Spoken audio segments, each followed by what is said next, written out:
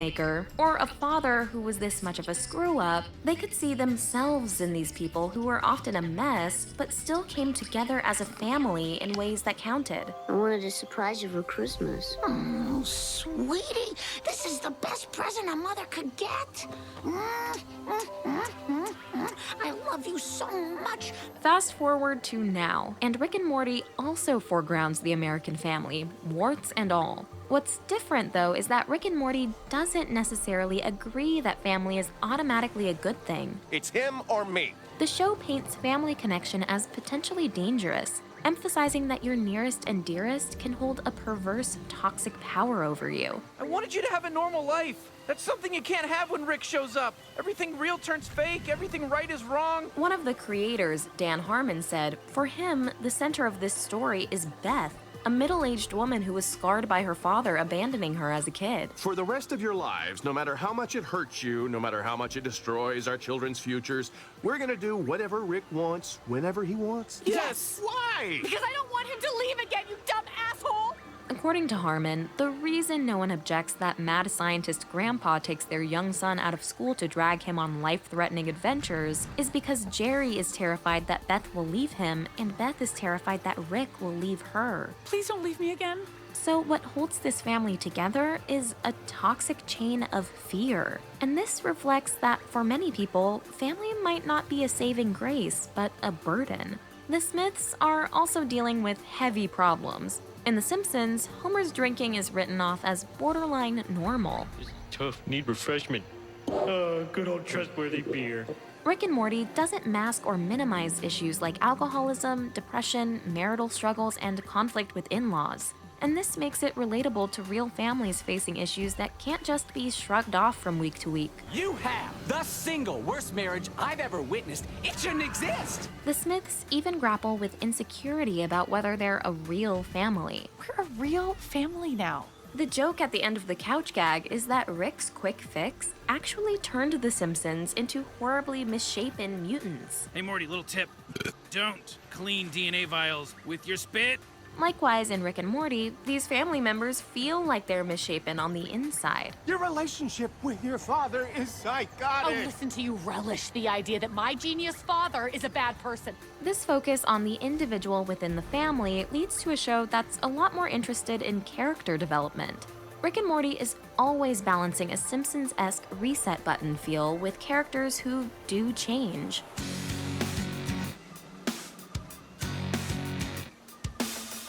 The new Homer Simpson is Jerry Smith. This rather incompetent, dim-witted patriarch is an average Joe who's happy in his haze of obliviousness. But while Homer is largely let off the hook for his moronic ineptitude, on Rick and Morty, the culture has turned against Jerry. Look, I'm a closeted racist, and I'm sexist, and selfish, and I dragged us all into my sexist, racist, bad things because I'm stupid. Thank you. Now you're gonna help me, right? She just did. Homer's catchphrase is framed as lovable. Jerry's mediocrity is treated as a problem that evokes contempt. Why am I so mediocre? Most tellingly, Homer is the clear head of his household and, if you had to pick one, the main character of the show. But Jerry is mostly losing control of his family to his father-in-law, and he's not the protagonist of Rick and Morty.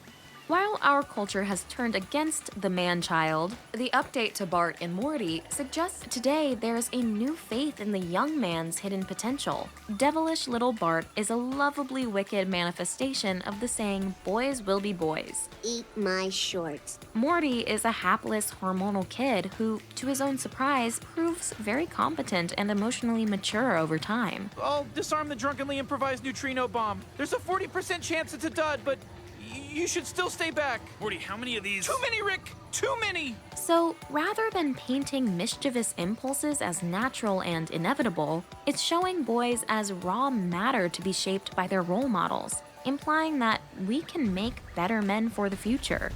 The grandpa in The Simpsons is woefully marginalized and ignored by the family. Hey, my dad was lousy and I didn't sue him. I just dumped him in the cheapest home I could find.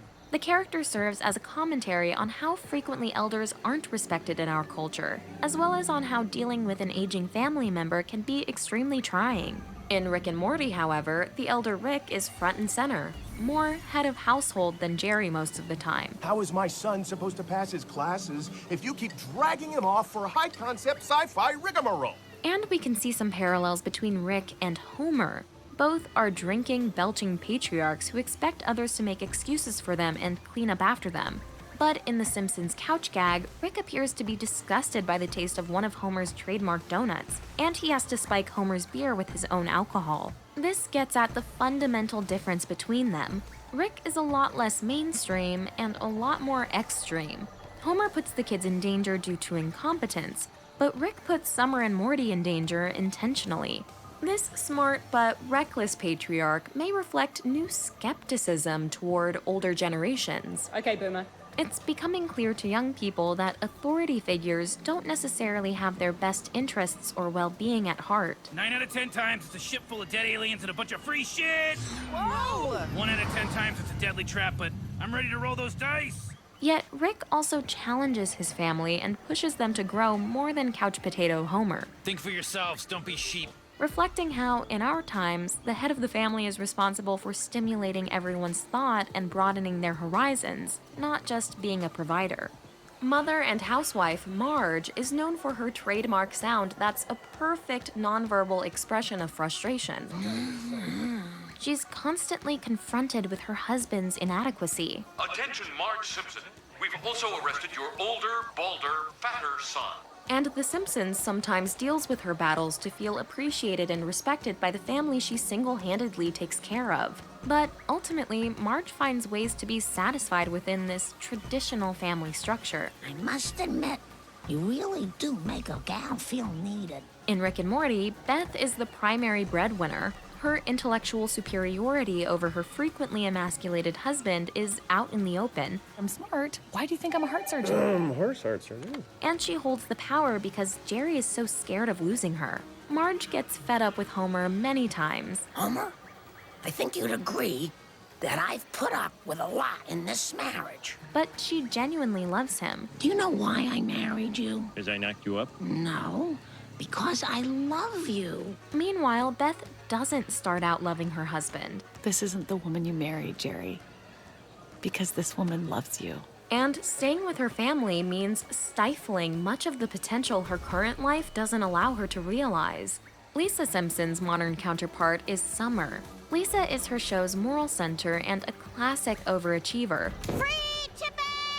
While Summer comes across as a pretty average teenage girl whose main interests are boys and popularity. This is my chance to gain some footing with the cool kids. This update to the sister character mirrors the evolving discussion of how to represent women on screen, as the ideal shifts from strong, perfect female characters to flawed female characters. Underneath her less than impressive demeanor, Summer gradually reveals deep hidden potential and intelligence. She is the Smith child who resembles her genius grandfather more. Thanks, kids. You figured it out. Well, Summer did. So her aptitude reminds us that a girly girl who doesn't talk like a perfect student can still be wicked smart.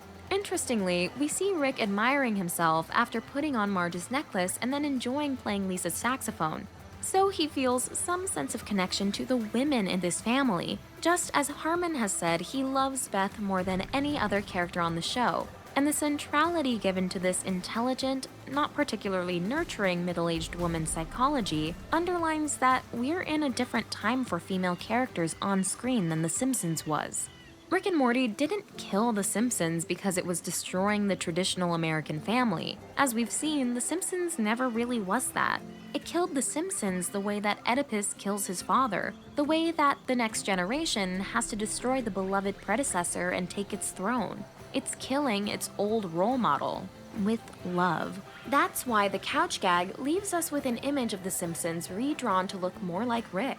The Simpsons seems to welcome its successor. They even gave us a visual nod to Rick's beloved Szechuan sauce. I want my McNugget tipping sauce Szechuan sauce, Morty. Even if Rick and Morty isn't a blanket endorsement of family, there's a love-centric moral in this story too. Rick has the freedom to stay with this version of his family or run off to be with any number of other versions.